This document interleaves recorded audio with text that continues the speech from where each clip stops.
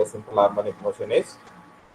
And explain to this today, we'll try to understand the mechanical harmonic oscillator and the spring constant. So when you add a load, when you attach a load to a spring, it becomes a mechanical harmonic oscillator. When you attach a load to the spring and you make it to oscillate, it will become a mechanical harmonic oscillator. And I will define the spring constant. We have understood what is the restoring force. Restoring force is equal to minus kx. Fr, I used to write Fr is equal to minus k into x, where k is the spring constant, x is the displacement. So we got k over there, that is the spring constant. So if you look at the expression, the k becomes f by x, isn't it? K is equal to f by x, is the ratio of f by x. So if you put x equal to 1, k is equal to f. So spring constant is equal to f. What do you mean by this? It is the magnitude of force required to produce an extension or compression in the spring by 1 unit. Okay, we'll see that. Then we'll try to understand the consequences of the springs in series and parallel. What happens when you had springs in series and parallel with certain loads? What is the resultant spring constant in case of a series connection, and what is the resultant spring constant in case of parallel combination? That we can understand. So far, we are explaining the simple harmonic motion by an expression, some x is equal to amplitude sine of omega t plus delta, something like that, isn't it? It can also be shown in terms of complex formalism. So simple harmonic motion can also be expressed by a complex notation. We can see that. Then at the end, we'll try to understand the different types of oscillations, that is free, damped and forced oscillations. Okay, we'll see that. So coming to our harmonic oscillator. So it is a mechanical harmonic oscillator. And you have seen that there is a load attached to the spring. So when it is sufficiently pulled down and left it, so it keeps oscillating up and down. So it is moving up and down. It is moving, it is crossing the equilibrium position. It is also called the rest position. It is crossing over the rest position, that is it's making to and fro motion about the mean position. That is because of the restoring force. This restoring force is opposite to the displacement.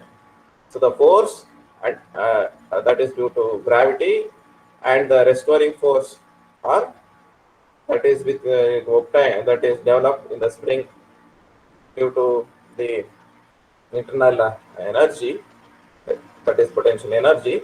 They are opposite to each other. F and F are opposite to each other. So this is our mechanical simple harmonic oscillator. So now we know that it is already explained according to Hooke's law. The restoring force is directly proportional to the displacement. This proportionality constant is called the spring constant. It is also called the stiffness constant. K is also called as stiffness constant. We know that F is equal to minus Kx. I can get the expression for K, that is equal to minus F by X. And let us take the magnitude of force as positive quantity. The negative sign represents that there is a restoring force is directing opposite to its movement. Okay. And now let us assume that K is equal to modulus of F by X, where K is called the spring constant or the stiffness constant. That is the ratio of F by X. If you put X is equal to 1 unit, that is if you measure that is the compression or the expansion of the spring by 1 unit, then K becomes equals to F. So the spring constant is nothing but it is the magnitude of restoring force that produced unit extension or compression in the spring within the elastic limit. We keep here the condition elastic limit because beyond the elastic limit, this is a spring, it is behaving as an elastic body here. Beyond the elastic limit, we cannot assume that K is equal to F because it gets the spring gets into a permanent elongated or a permanently compressed state of the condition. Therefore, we should always work within the elastic limit. Beyond the elastic limit, the spring or the system gets damaged. Okay. Therefore, we always speak in terms of elastic limit. This holds good within the elastic limit. So, coming to again the definition with respect to the spring constant, it is the magnitude of the restoring force required to produce an unit extension in the spring, or you can say unit compression in the spring within the elastic limit. Okay. So, you can say define, you can understand in other words by this way, it represents how much the force is required to stretch the spring by unit length. K is equal to F, isn't it? So F is a force, Newton per meter. How much the force you require to extend the spring by 1 unit is called the spring constant. It measures, it gives the measurement of the stiffness of the spring. So the spring constant represents the measure of stiffness of the spring. So more the value of K, we can expect the spring to be more stiffer. Higher the value of K, the spring is stiffer, like that. Okay. Larger the value of K, it is the spring possesses the more stiffness. So when you oscillate such a mechanical oscillator, when you load a weight and you allow it to swing up and down, so it swings up and down, and it develops, you know that when you plot the movement up and down movements with respect to the time t, it will produce a sinusoidal wave. You already seen that. Suppose imagine I'll take once again I'll use a familiar example. If you assume, I'm assuming here a pendulum, simple pendulum. So now you take this simple pendulum and you push the simple pendulum to oscillate. So pull, that is push the bob to oscillate. So then what happens? After you leave it, it starts oscillating about the mean position or the equilibrium position. Exactly here also, when you take a spring loaded with certain weight, when you pull it down and leave it, it keeps oscillating, going up and down. So over the time, it settles into the equilibrium position. So now we can define one more constant here, the physical quantity, natural frequency F. What is this natural frequency? What is this frequency F here? When you allow the spring to oscillate, it is oscillating or it is vibrating at its characteristic frequency under the restoring force. Why it goes up and down? Because of the restoring force, it is moving up and down, it is oscillating with a certain characteristic frequency when it gets displaced from the equilibrium position. Then such a definition can be called as natural frequency. What is natural frequency? The natural frequency, it is the characteristic frequency of a body that oscillates under the action of restoring force when it gets displaced from the equilibrium position. Okay, that is the natural frequency.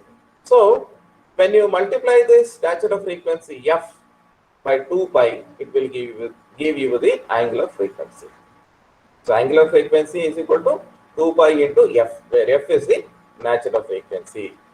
When you measure the frequency in radians, it will become the angular frequency. Okay. So in the previous class, we understood, we got a equation That is a differential equation for a simple harmonic motion. You know that it is d square x by dt square plus omega square x into the omega square x is equal to 0.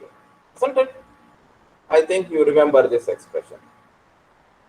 So, once again, I'll use a string to write the expression. So, in the previous class, we got this expression.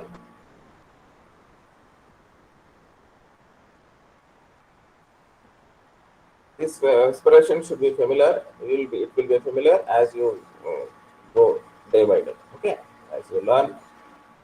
So, this is our expression.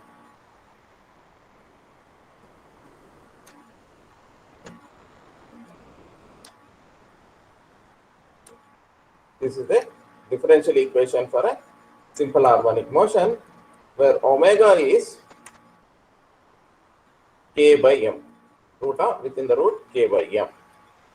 This omega is angular frequency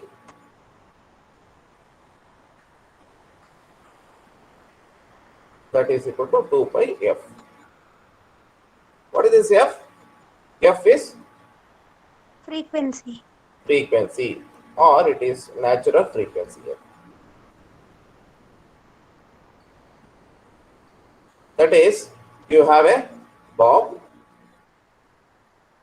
you take it to the extreme end and leave it, it starts moving, coming down and goes like that, and it keeps oscillating about its characteristics frequency. So it vibrates or oscillates with its own characteristics frequency. With own characteristics frequency. When you displace the bob from its equilibrium position, and when you displace the bob from its equilibrium position, it starts vibrating, oscillating with its own characteristic frequency. Okay, understood? So now you know that the time period t, it is equal to 2 pi by omega. These all things, all this already you know at the college level itself. So here I can write 2 pi. What is omega? It is now here m by k, root within m by k. So this is the time period of an oscillator, time period of an oscillator. Here, what is the oscillator? It is a mechanical oscillator we have considered. Both are same. That is, it is a spring. When you allow, it moves up and down. In either case, it produces a sinusoidal wave. Okay. So, therefore, the period of a mechanical oscillator is given by this expression. That is this expression, where omega is the angular frequency. Okay. So using this, we will get some conclusion. By looking at this expression for time period, t is equal to 2 pi within root of m by k, we will get some conclusion. See, m is the mass of the body or the spring here. So t is proportional to m. That is, time period is proportional to m. And time period here, it is inversely proportional to k. So now from this expression, we can get a idea. We will come to know that heavier the mass, the time period is more. So since it is directly proportional, therefore, if the heavier the mass, the time period is larger, or the larger the time period. Similarly, if k is increased, what happens? Time period decreases. Okay, larger the k, larger the stiffness, smaller the time period, because more stiffer the spring, lesser the time period.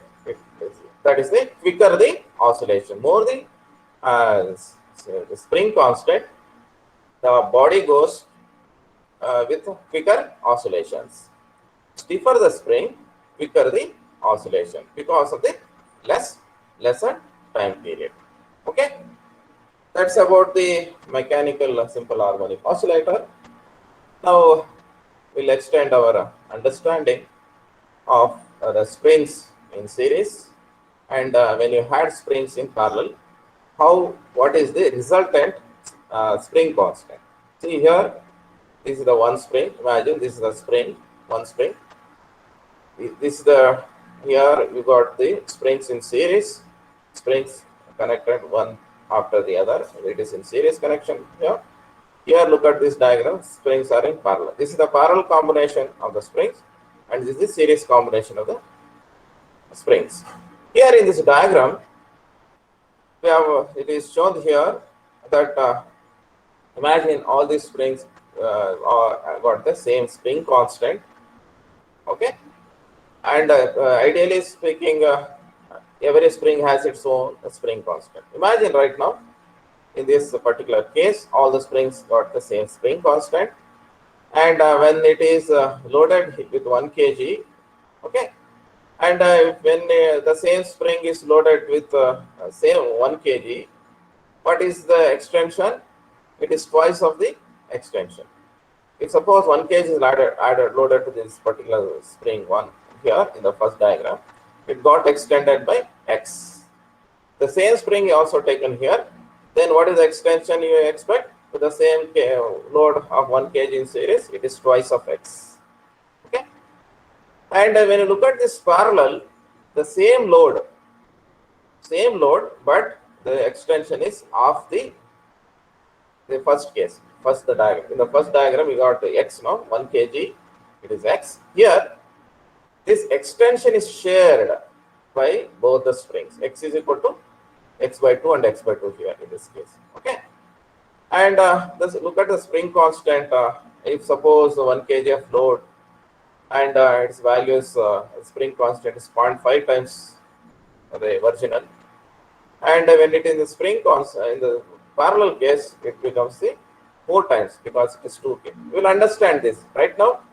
What I want to make you to understand here is that what is the consequence of the spring constant when they are in series? What is the total? What is the resultant spring constant that can be seen when the springs are in series connection? When the springs are in parallel connection, what is the resultant spring constant? We'll see that through certain expressions. Okay. So now look at this diagram. All these diagrams are taken here to make you to better understand. Okay. Look at this is the unstressed spring and with zero load. The length is L. This is the length of the spring. When you attach some load, because of the load, it got an extension x, isn't it? Additional x. Yes. So L is the original length. Because of load, it got extended by s. Suppose this spring, when you push it down and make it to oscillate. So now, if this is pushed down, because of force, it comes down and goes up, isn't it? That is x here, equal to s. And then, when you pull it down and leave it, when it is in motion, it goes up and down. It's going up and down. So this will produce a sinusoidal like this. Already know this. Okay. 1 minute.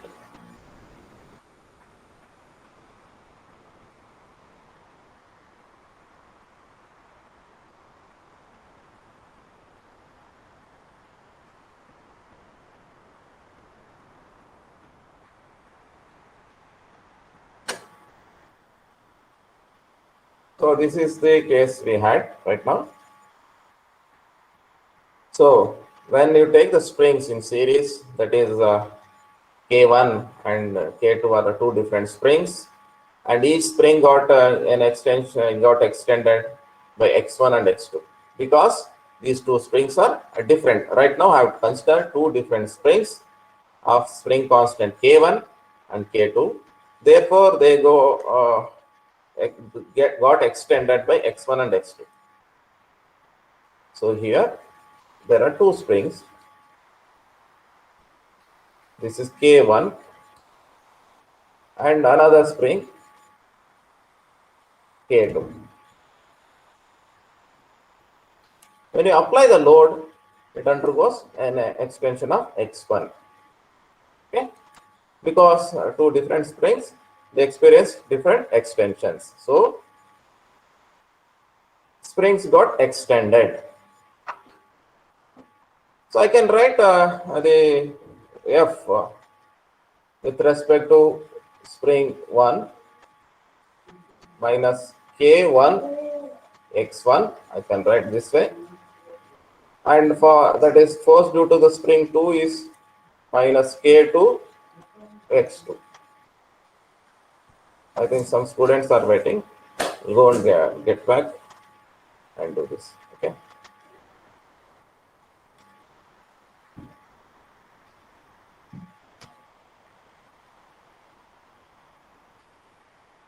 I'll get back to you. Some students are waiting, it seems.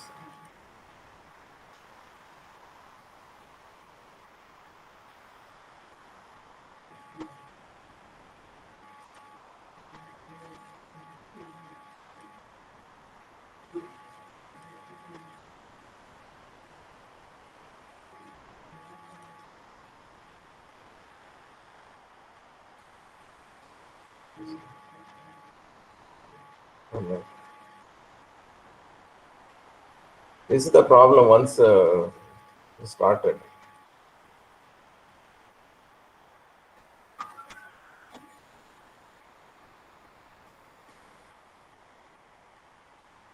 Are you seeing this slide now?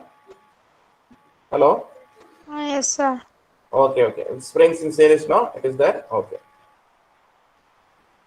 So they got extended by X1 and X2 because of the two different springs. And here, look at this diagram. So in the last diagram, we observed that it is according to Hooke's law, Fr, that is restoring force, is equal to minus Kx. Here in this case, both the springs got the, since it's a common load here, the force experienced by both the springs is F1 and F2 here. Springs experience the same force because of the common load. Okay. I'll explain this further. So the total expansion in the series case is x is equal to x1 plus x2. So we'll get, I'll come to this. So finally we'll get the expression for kx. Okay, I'll explain this. What is that we have right now? Look at this.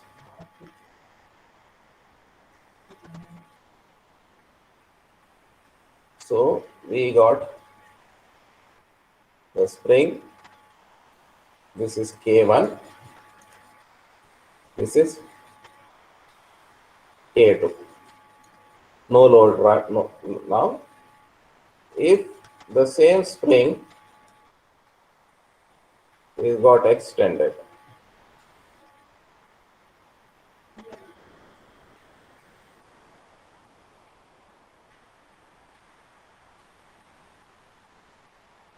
this load here.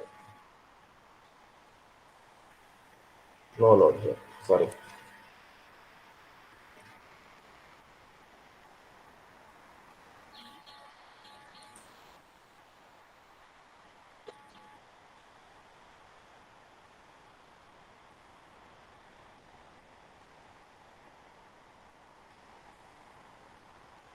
Here it is no load.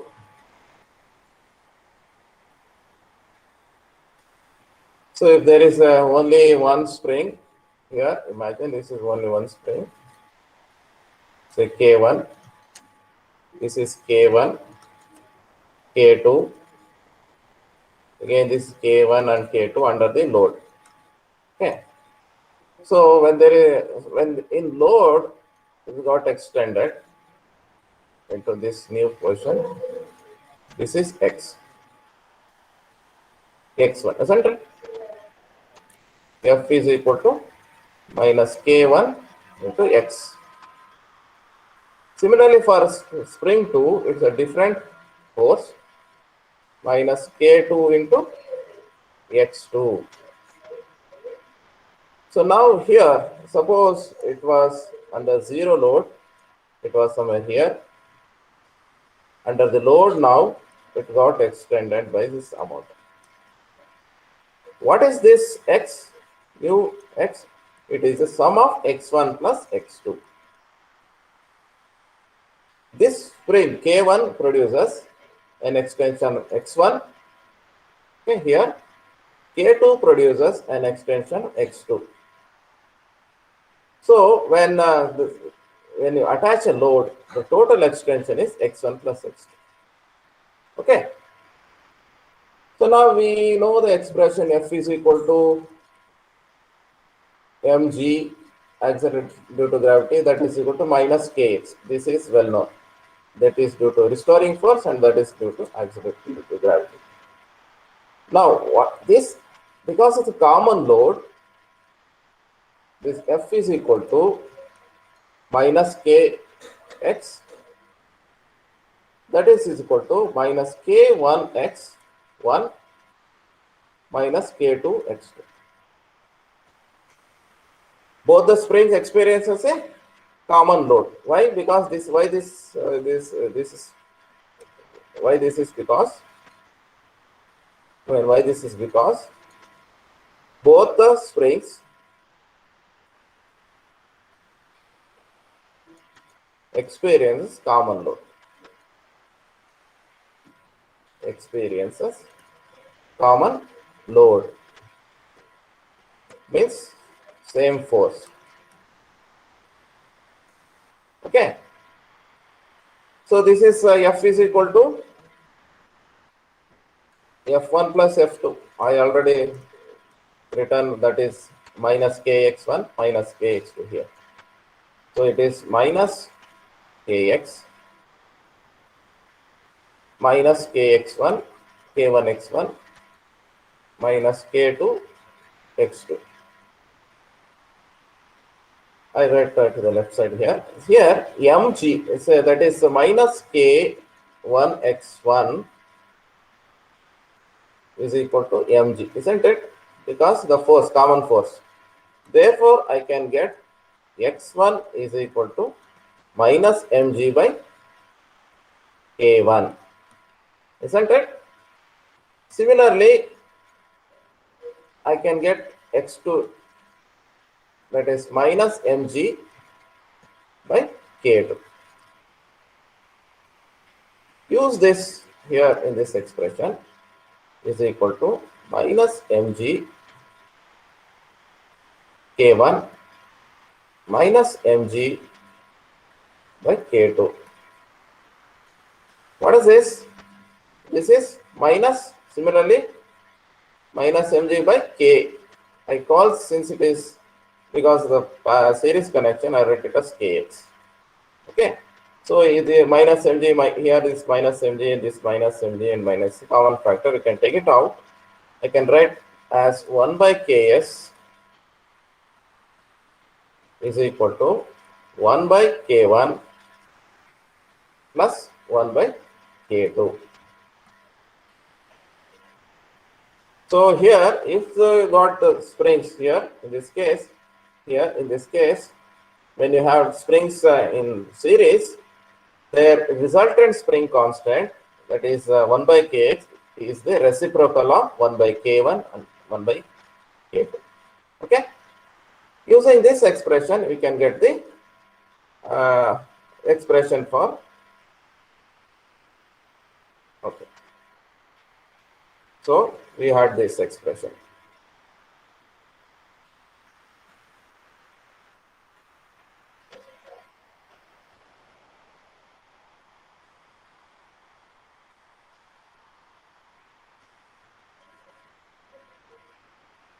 So what we had, that is 1 by Ks is equal to 1 by K1 plus 1 by K2. So simple mathematics, K1, K2 in the denominator product, therefore K1 plus K2. Therefore Ks is K1 plus K2 in product K1 plus K2. This is our resultant spring constant. Resultant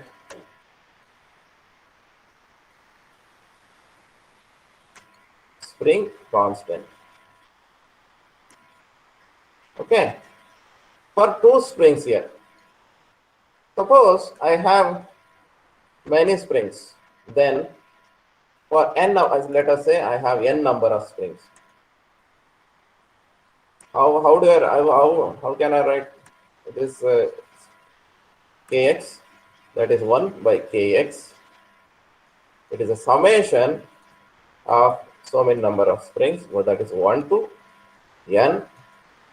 That is 1 by ki. This is the expression. Okay.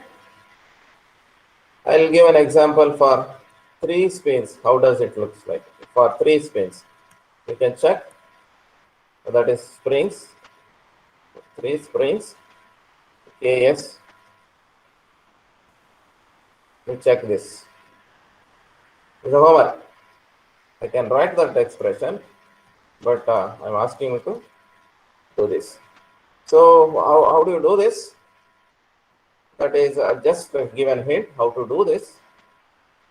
That is 1 by k, similar. Instead of 2, you take 3, this reciprocals, k1, 1 by k2, 1 by k3. Now, as usual, take the LCM of all this, okay, and do this, okay. I'm giving you to solve this. In the next class, I want to see this, okay. So, the resultant spring constant in series is given by 1 by kx, the summation of I to 1, I1 to n, that is 1 by k. If you have 2 springs, it is the product of 2 springs, and in the denominator it is the sum of 2 springs. Okay. This is with respect to the springs in series. That is the expression we got. See, this is what is explained. So already when these are the 2 springs, this is already explained, and this is I've shown you the derivation, how it can be derived. N number of springs. Then coming to this, if you have a springs in series, I can write the time period t, that is equal to 2 pi by root of m by kx, where this ks is the above. Okay, this is the ks. That value, the resultant value should be considered. Okay, this is with respect to series combination. Now we go for parallel combination. First, to see this, I'll explain this final how to get the how to arrive at the final expression. So we got 2 springs of different spring constants k1 and k2 connected in parallel. When you attach a load, it undergoes a displacement from its original position. So when you attach a load here, when you attach the load, the combination of the springs in parallel descends by a distance x. Okay. So it was, imagine it was earlier somewhere here with no load, and it is got extended by this. Okay. So here, one thing you should remember, this is x is common. This x, the value of x, this x is common for both the springs k1 and k2. It means the restoring force is shared between the two springs. Okay, here x is common. X is a common displacement. Common displacement.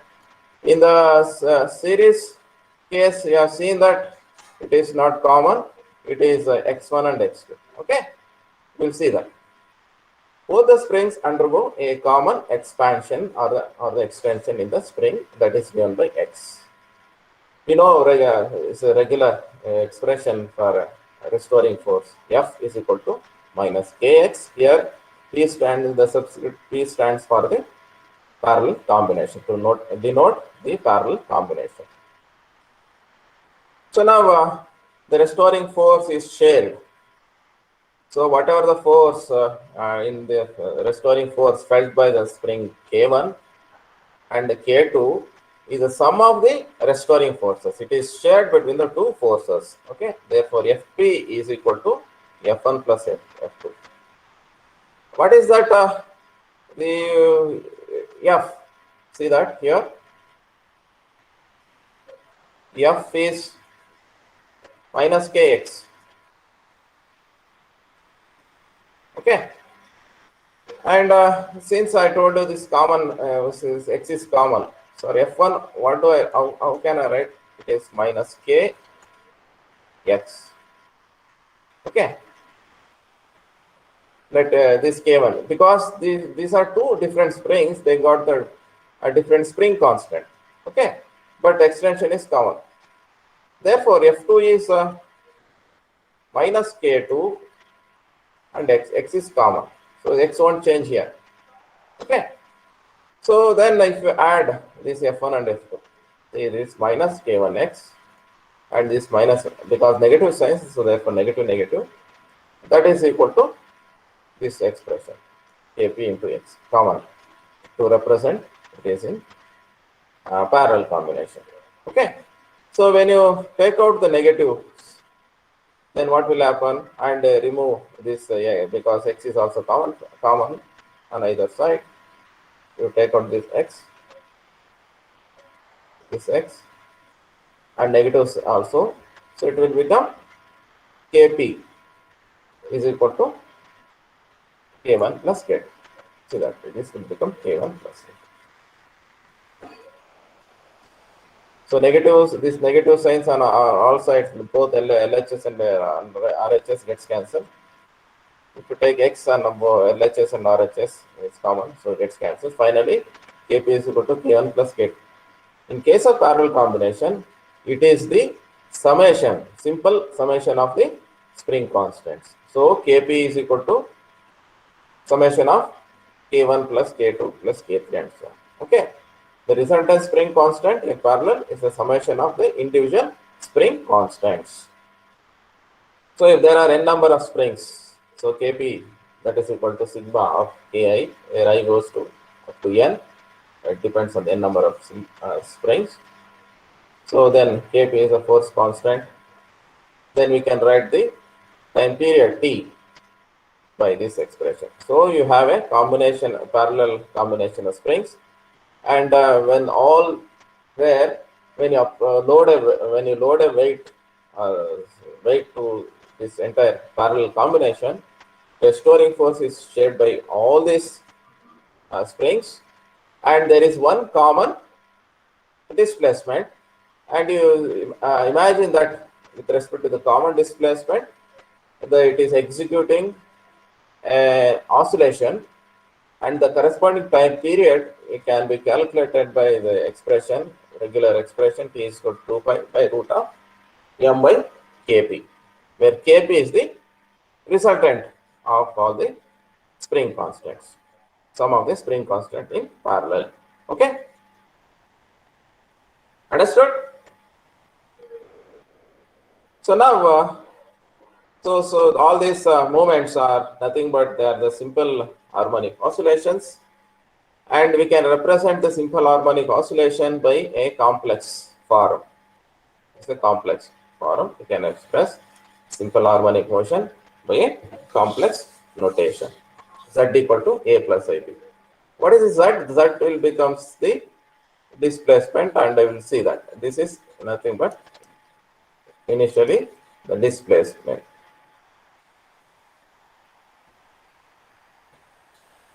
Okay, we'll just see this. I'll explain this further. A complex number, as you know, that is given by z equal to a plus ib, where a and b are real values, I is imaginary. If you plot the imaginary here, this imaginary and the real terms on x and y directions, where a is the real values, this z will be the complex number. That's how it can be represented in an organ diagram. So this is the expression, and you can also express this in polar coordinates. So what is the coordinate system? Right now it is used. It is the coordinate system, and this diagram that is the imaginary in the y-axis and in the x-axis. This is the x-axis. The real values are taken in x-axis. Imaginary values are taken in y. Okay. Suppose you can express this. It is another screen. So what is that right now? So in polar coordinates, the same z.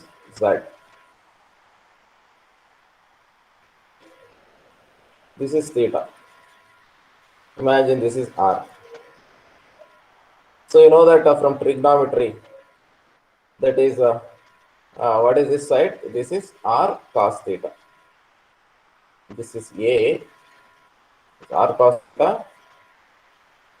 What is this b? This b is r sin theta here. You know this from the simple mathematics. In polar coordinates, in polar form.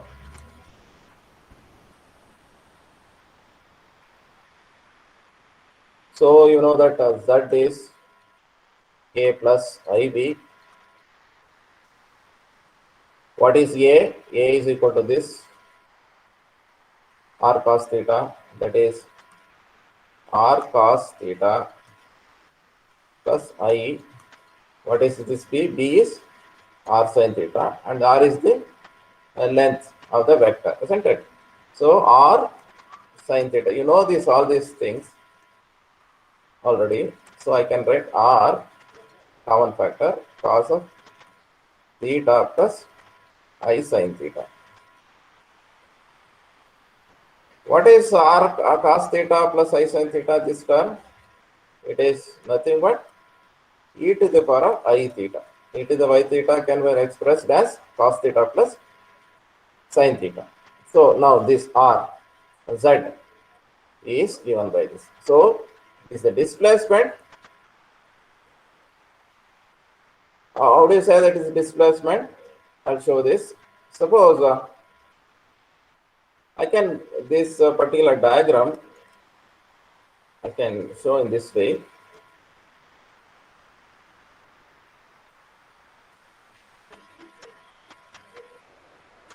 Imagine this is our r, okay, and this is the theta. You know this. So this is started from here. When time was d, here time is d0 now.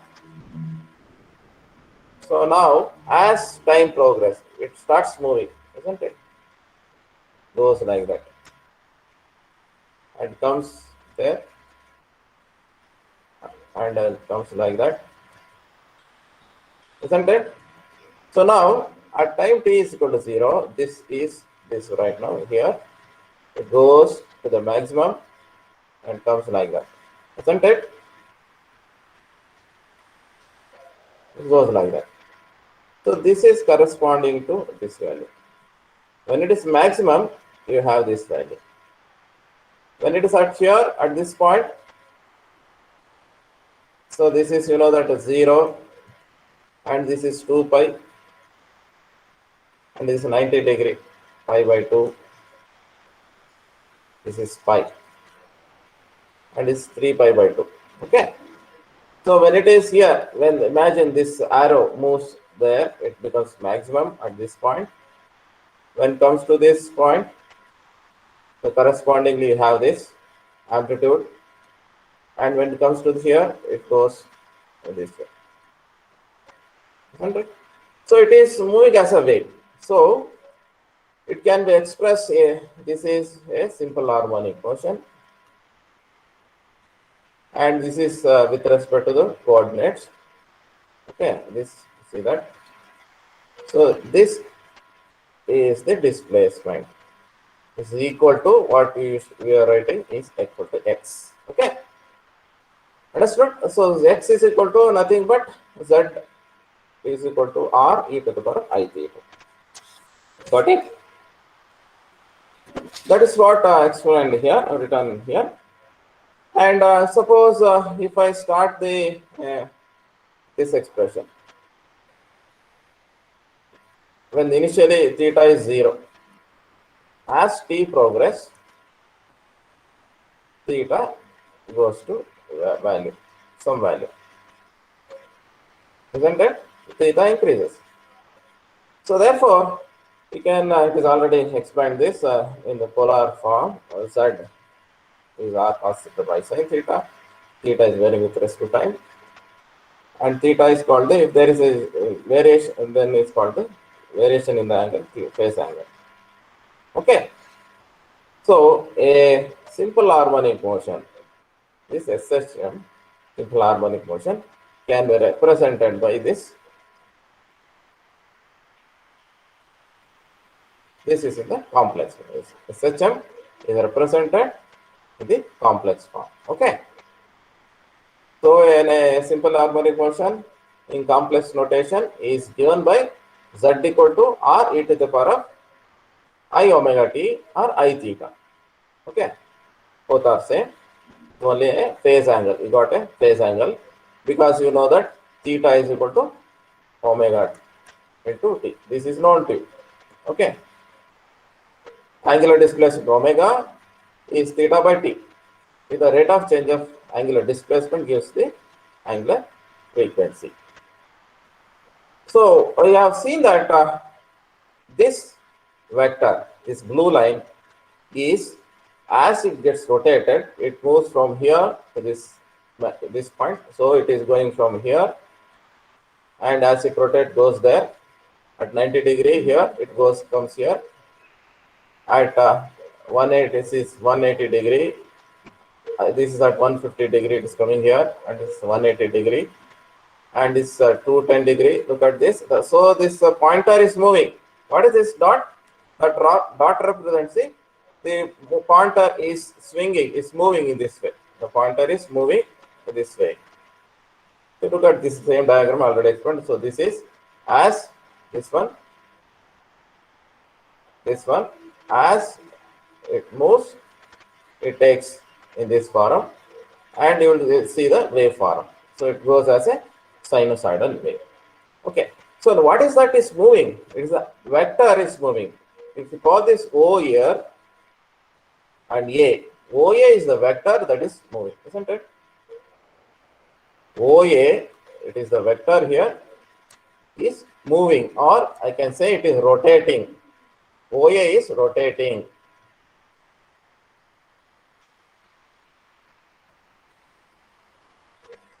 So rotating. Vector OA is rotating. Okay. So now how to represent the phasor? That is nothing but the complex representation. How to is called the phasor? A complex representation. See, z is equal to I. When you say I is there, it is a complex number. So the representation of z in terms of I, it's a complex representation. What is this? R represents the magnitude. R is the magnitude, and the phase. This is phase. So the phasor Z is the complex representation of the magnitude and phase of a sinusoidal variation. This arrow, the rotating arrow is again called the vector, the phasor. The arrow rotates about the origin with angular velocity omega is called a phasor. What is a phasor here? ON is a phasor. OA is the phasor. This is OA. This is phasor. It is a rotating vector. Okay. So a phasor can be represented in complex. Is a complex quantity. I mean, is represented by a complex quantity. Phasor is a complex representation of the magnitude and phase of a sinusoidal variation. Understood?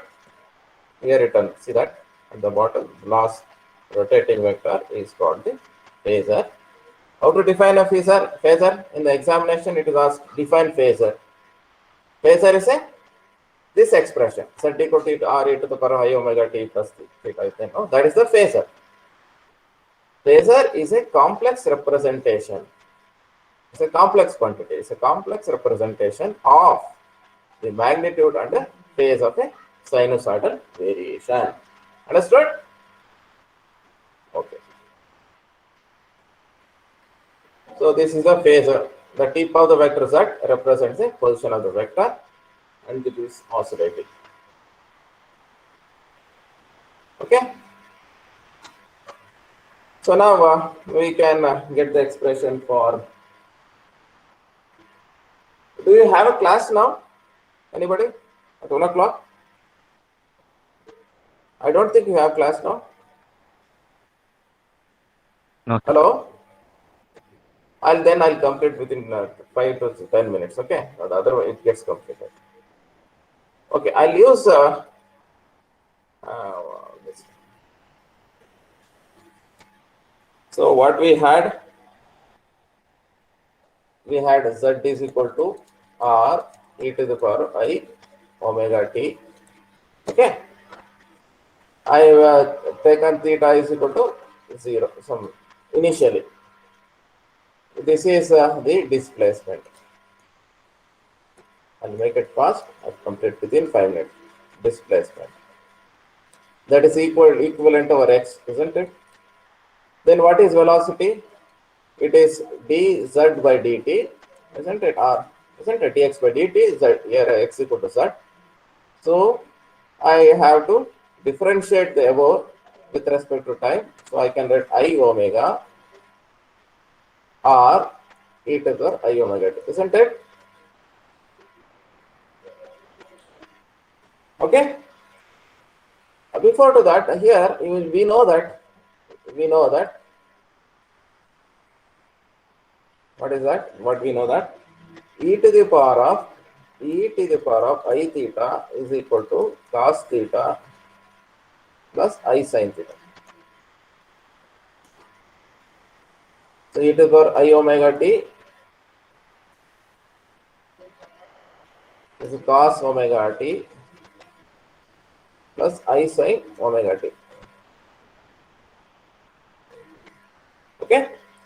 Similarly, if I write e to the power of I 90 degree, okay, theta is what? Omega t, isn't it? So in place of theta, I take 90 degree. What will happen? How can I write this? Cos of 90 degree plus I sin 90 degree. So cos 90 is 0 plus sin 90 is 1. So it is I.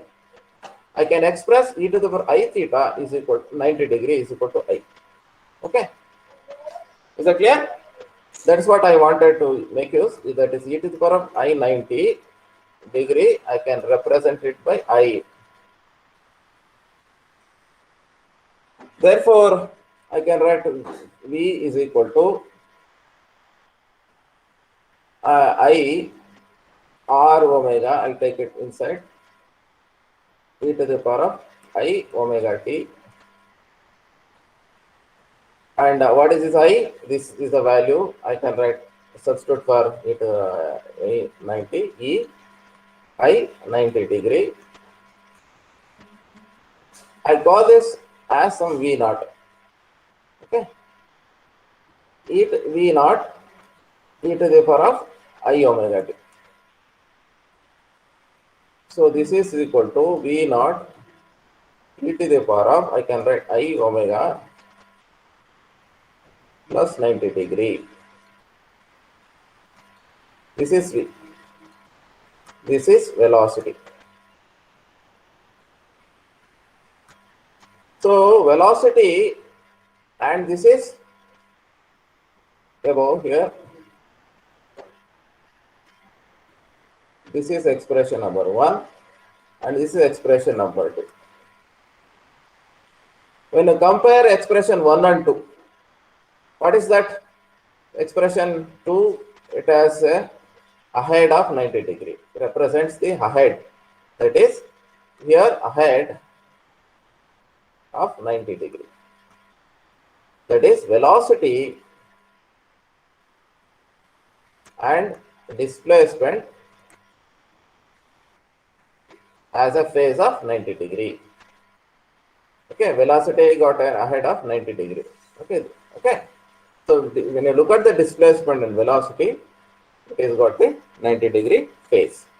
Because if you recollect the diagram that is explained in the last class, you can understand if you plot the displacement, if this is the displacement,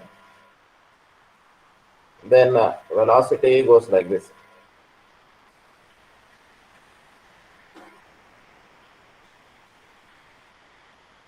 The velocity, the displacement. It was 0 here, but it is maximum here. So difference of, okay. Understood? So velocity and displacement. Velocity is ahead of 90 degree. The curve, velocity curve is ahead of 90 degree with respect to displacement.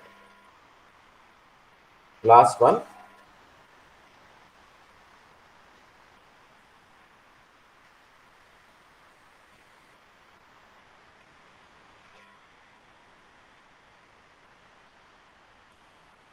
So we have V is equal to V naught e to the power of I omega t plus 90 degree.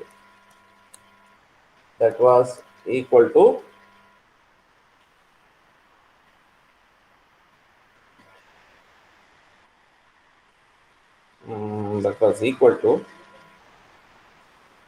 I omega e to the power of I omega t. If you look back, this I is 190 adding 90 degree.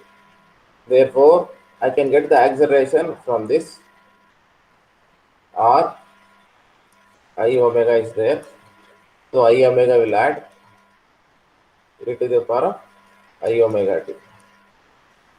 So you have I square, two of them, and omega square and R e to the power of I omega t. This I square, I is e to the power of I 90.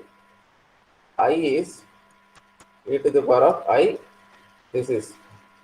So I square is e to the power of I 180 degree. Okay, I into I. Therefore, A is equal to, this is e to the power of I 180 degree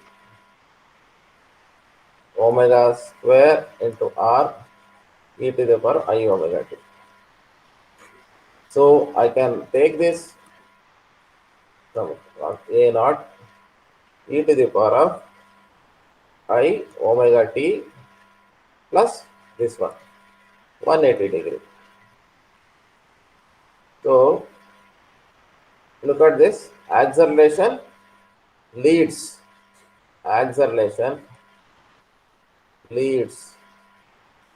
the displacement by 180 degree. Velocity was leading 90 degree, acceleration leads by 180 degree. Okay, that is what explained here. So from trigonometry, and the velocity v is equal to v naught e to the power omega t plus 90 degree leads by 90 degree. Similarly, the acceleration leads by 180 degree. Okay, that is what explained here. So whatever that I have derived so far is explained here. that is the direct variability, phasor for the displacement, and velocity displacement is here by leads by 90 degree, and the acceleration is 180.